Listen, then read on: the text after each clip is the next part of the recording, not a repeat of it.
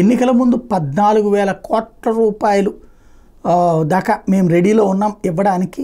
ప్రభుత్వ పథకాలు ఇంతకుముందు ఎప్పుడో బటన్లు నొక్కేసాం కాబట్టి ఇస్తాము అని చెప్పి జగన్ సర్కార్ అంటే అందుకు అంగీకరించలేదు. అయితే సర్కార్ తరపున కాకుండా చీఫ్ సెక్రటరీ ఆ లెటర్ రాశారు, అందుకు అనుమతించలేదు.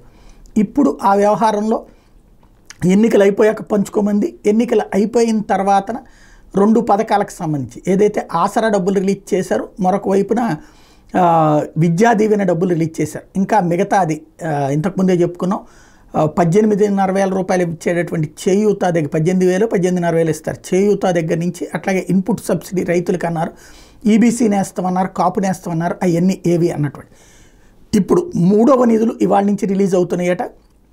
ఇవాటి నుండి అని రాసింది సాక్షి. నుండి ఎందుకో నాకు అర్థం కాల. ఇవాళే రిలీజ్ చేసేయచ్చు కదా. ఇప్పుడు ఇదివరకు అంటే డబ్బులు లేవు కాబట్టి దశల వారీగా రిలీజ్ చేయాలి. మొన్న డబ్బులు ఉన్నాయి మా దగ్గర 14,000 కోట్లు అని చెప్పారు కదా. మరి నిన్న అయితే కనుక డబ్బులు మన అకౌంట్లో పడిపోయినాయి, విద్యా దీవెన కానీ అటు పక్కన కానీ. ఇప్పుడు ఎందుకు లేట్ చేస్తున్నారు అనేది అర్థం కాదు. అంటే ఇదేదో దశల వారీగా మళ్ళీ ఇస్తారన్నటువంటి విధంగా, అంటే కాంట్రాక్టర్లు డబ్బులు ఇచ్చుకునే క్రమంలో మళ్ళీ అప్పులు వచ్చేదాకా ఇది ఇస్తా పోతారా. ఇన్పుట్ సబ్సిడీ అయితే ఇవాళ నుంచి ఇవ్వబోతున్నారట.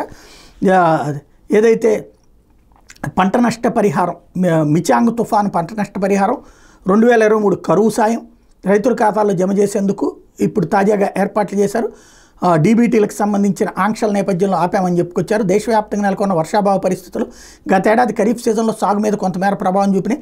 వర్షపాతం, సాగు విస్తీర్ణం, ఉపగ్రహ ఆధారిత పంటల పరిస్థితి, వాగు ప్రవాహం, భూగర్భ జలస్థాయిలు, జలాశయాల స్థాయి లాంటి 6 ప్రామాణికాల ఆధారంగా 7 జిల్లాల్లో 103 మండలాలను కరువు మండలాలుగా ప్రకటించారు. 14,24,245 ఎకరాల్లో పంటలు దెబ్బతిన్నట్టు నిబంధనల మేరకు లెక్క తేల్చారు. ఇందులో ఉద్యాన పంటల విస్తీర్ణం 92,137 ఎకరాలు అయితే, వ్యవసాయ పంటలు 13,32,108 ఎకరాలు.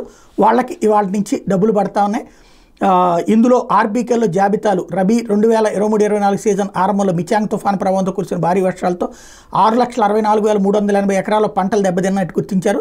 ఇందులో 64,695 ఎకరాల్లో ఉద్యాన పంటలు, 5,99,685 ఎకరాలు వ్యవసాయ పంటలు ఉన్నాయి. ఈ నేపథ్యంలో కరువు ప్రభావంతో ఖరీఫ్లో పంటలు నష్టపోయిన 6,95,897 మంది రైతులకి 847 కోట్లు, మిచాంగ్ తుఫాన్తో నష్టపోయిన 4,61,337 మంది రైతులకి 446 కోట్లు చొప్పున 11.57 లక్షల మందికి 1,289 కోట్ల రూపాయలు పెట్టుబడి రాయితీగా లెక్క తేల్చారు. సామాజిక తనిఖీల్లో భాగంగా అర్హుల జాబితాని ఆర్బీకేలో ప్రదర్శించారు. ఇప్పుడు ఆ డబ్బుల్ని రిలీజ్ చేయబోతున్నారు.